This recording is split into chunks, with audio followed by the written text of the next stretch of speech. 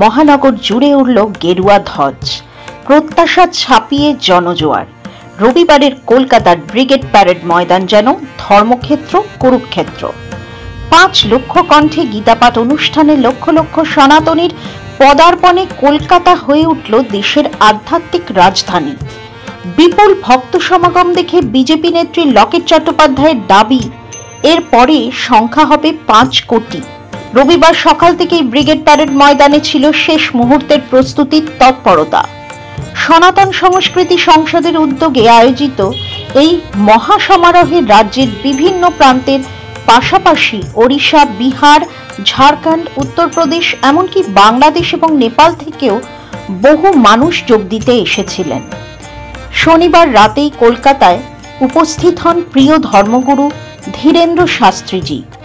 অনুষ্ঠানের 2 মূল উদ্যোক্তা স্বামী নির্গুণানন্দ ব্রহ্মচারী ও কার্তিক মহারাজের ব্যস্ততা ছিল তুঙ্গে। সকাল 9টা থেকে শুরু হয় গীতাপাঠ, চলল দুপুর 2টো পর্যন্ত। মঠ মন্দির আশ্রমের সন্ন্যাসীদের পাশাপাশি শ্রমিক ভট্টাচার্য, শুভেন্দু অধিকারী, সুকান্ত মজুমদারদেরও উপস্থিত থাকতে দেখা যায় ব্রিগেডে।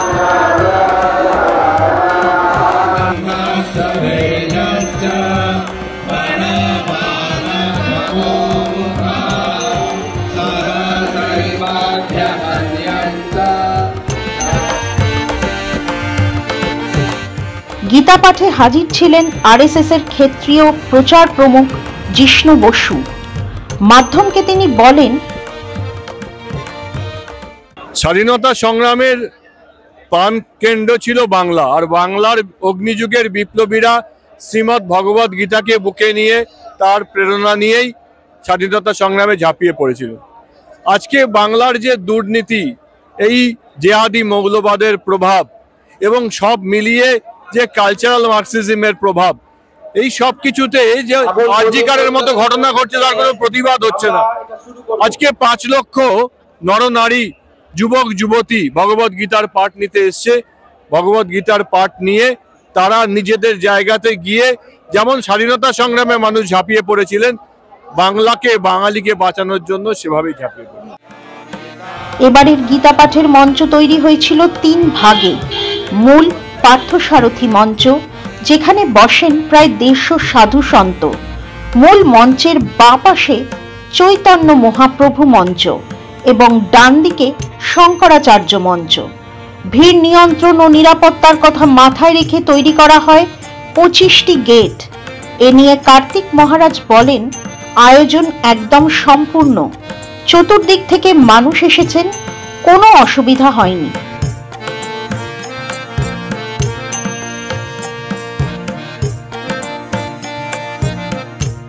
রবিবার ভোর হতেই হাওড়া স্টেশন এলাকায় ভক্তদের ভিড় উপচে পড়ে।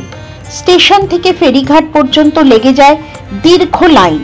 কারোর হাতে খোলকর্তাল, কেউ আবার হাত জোর করে গীতা সংক্রান্ত ছোট বই বিতরণ করছেন।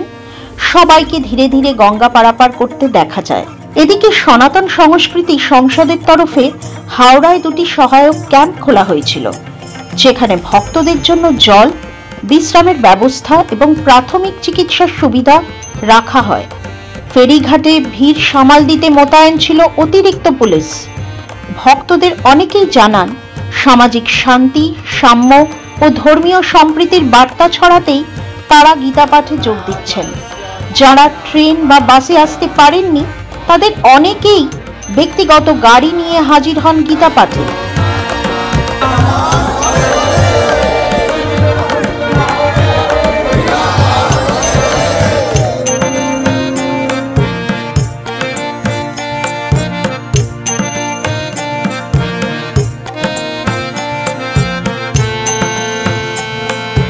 কয়েক মাস পরই রাজ্যে বিধানসভা নির্বাচন।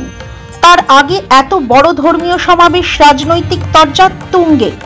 তবে উদ্যোক্তারা বারবারই বলেছেন, এই আয়োজন ধর্মীয়, এর কোনো রাজনৈতিক উদ্দেশ্য নেই। একই কথা শোনা গিয়েছে কেন্দ্রীয় প্রতিমন্ত্রী সুকান্ত মজুমদারের গলায়। তিনি বলেন, নির্বাচনের সঙ্গে গীতা পাঠের কোনো সম্পর্ক নেই। রাজনীতি রাজনীতির মতো থাকবে, গীতা পাঠের সঙ্গে কিছু নেই। আর হিন্দুরা মমতা বন্দ্যোপাধ্যায়কে বিশ্বাস করে না। ব্যুরো রিপোর্ট, মাধ্যম।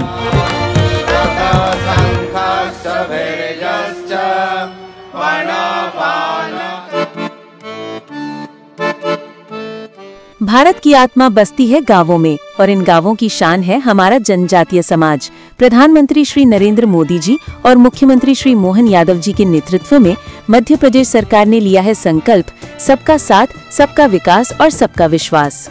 धरती आबा जनजातीय ग्राम उत्कर्ष अभियान ने जनजातीय अंचलों में विकास की गंगा बहाई है।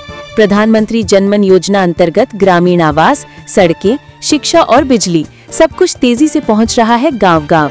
21 जिलों में 66 मोबाइल मेडिकल यूनिट से स्वास्थ्य सेवाएं अब पहुंच रही हैं दूरस्थ अंचलों तक। जनजातीय मेहनतकश भाइयों बहनों को मिला है उनके श्रम का उचित सम्मान।